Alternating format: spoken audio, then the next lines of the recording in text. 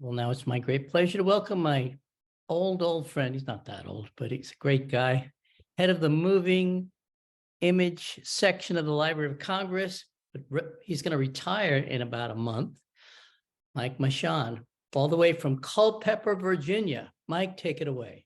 Oh, we're delighted to be with you. The royal we, sorry, Bruce, I can't tell you how excited I am to be with you today from lovely Culpeper, which as I look out my window here, it reminds me so much of New York City because I'm seeing deer drinking out of our reflecting pool out front. Just like you have in front of Film Forum. It's the deer are running wild on Houston Street. But Mike, tell us why you're in Culpeper. Culpeper, Virginia? Yeah, sure. Yeah, it is an unusual place to be. It's a fairly small town. It's a bit between Washington, D.C. and Charlottesville, Virginia. So I'm speaking to you from the Packard campus for audiovisual conservation. This is a purpose-built facility that was funded in the main by David Woodley Packard and the Packard Humanities Institute in conjunction with congressional appropriation that we got through Congress. So it's a $250 million building that houses all of the film, video, and sound recording collections of the library, which are the largest in the world, I'm contractually obligated to add, along with all of the preservation laboratories that make sure that all of this material, including things you're seeing in this program, are preserved for future generations. And you have an incredible vault there that holds the original camera negatives of many famous feature films that we know. You bet. Yeah, our nitrate collection in particular is pretty great. We have more than 140,000 reels of nitrate, which are stored in 124 individual fireproof vaults. And we have major studio collections from Columbia, Warner Brothers, Walt Disney, and these are the original camera negatives. So you have, for example, the original camera negative for Snow White and the Seven Dwarfs? We do. We actually have every scrap of nitrate film that belongs to the Walt Disney Company is stored here in Culpeper. And you have things like the original camera negative. We mean the negative that was in the camera when they were shooting it for It Happened One Night, for example. That is correct. All of the Capra films he directed for Columbia, all the Three Stooges shorts. That's important. That's a national treasure. That's important to know. Okay. Well, what you don't have the original camera negatives for are the early films made by Thomas Edison and other early filmmakers, but they survive for a reason. And can you explain why? Sure. Yeah, with very, very few exceptions. We don't have original camera negatives from the earliest days of motion pictures. So the way that it worked back then, when the motion pictures were first invented, producers like Thomas Edison needed a way to register those for copyright. Well, because celluloid film, rolled celluloid film, literally had just been invented. There was no provision in the copyright law to register that, but you could register a photograph. So what Edison did is he exposed his negatives on a roll of photographic contact paper and registered that as a photograph. And the Librarian of Congress, who at the time was also the Register of Copyrights, accepted that. And starting in 1893, Edison and others started depositing what we have come to call the paper prints. So when you look at a paper print, it looks like a reel of film, except it is printed on paper. So you can't view these like through a projector. They have to be transferred to film, and all of these have over the years first onto 16, and then some later. A lot of them have been transferred to 35, and now we're doing more digital scanning on them. But the paper prints, which we received starting in 1893 and through roughly 1912, which was when the law was changed to allow for the submission of celluloid film for copyright.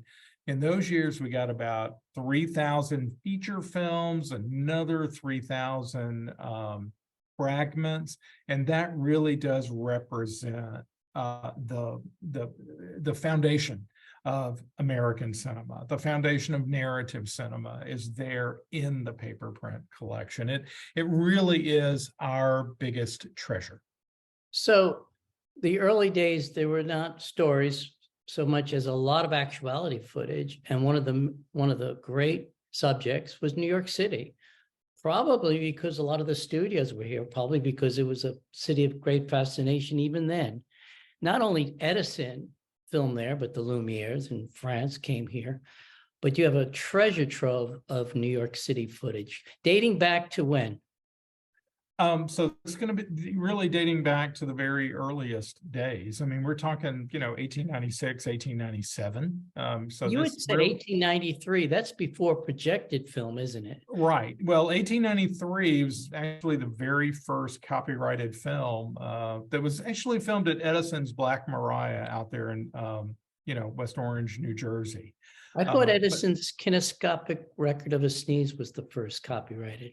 it is not. It's the earliest surviving. Well, it was. I should correct myself. It was the earliest surviving copyrighted film. But just this past summer, we had a researcher here who found that Blacksmithing Scene was the very first film registered for copyright, and she found the copy that was registered for copyright that we thought had been lost, but she found it. 1893. 1893, October 1893.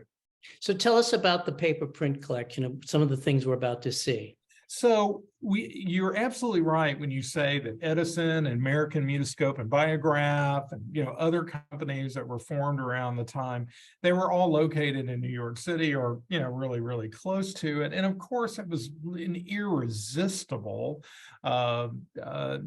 visual tableau for these companies. And in the very earliest days of cinema, of course, those actualities are really important. I mean, I think we all know the Great Train Robbery from 1903 and the beginnings of narrative cinema, but before that it was a lot of actualities, and New York was just too good a subject to resist. So lots of parades, landfills, the immigrants arriving at Ellis Island, the opening of the subway, certain subway stops.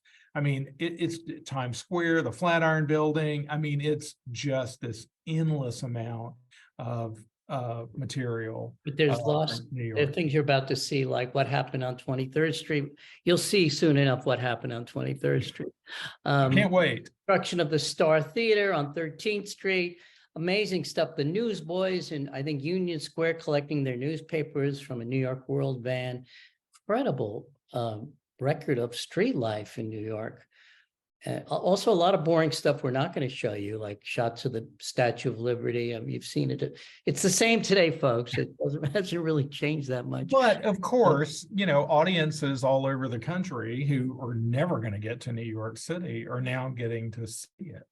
And, I can only imagine how thrilling that must have been for audiences to see some of these things. And I mean, it's very exotic, when you're looking at, New York City Ghetto Fish Market and, things like that. A lot of great shots of the Lower East Side. So we're not only showing today the paper prints, we're going to show about 5 minutes of paper prints with Steve Sterner at the piano.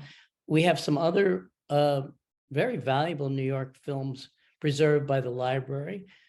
In the Streets by Helen Levitt and James Agee from 1948, I think. Mm-hmm. We have Ian Hugo's Jazz of Lights. Ian Hugo was the husband of Aeneas Nin, which is an experimental film, as is NYNY by, I keep thinking Francis Thompson. I keep calling him Virgil Thompson, but it's Francis Thompson. And these are all been preserved by the Library of Congress. Special thanks to Mike and Lynn Ann Schweighofer at the Library of Congress for really going the extra mile to put this show together for us. Thanks, Mike, and enjoy your retirement. Thanks so much, Bruce. It's really great being with you, but I will be live at Film Forum at some point in the future.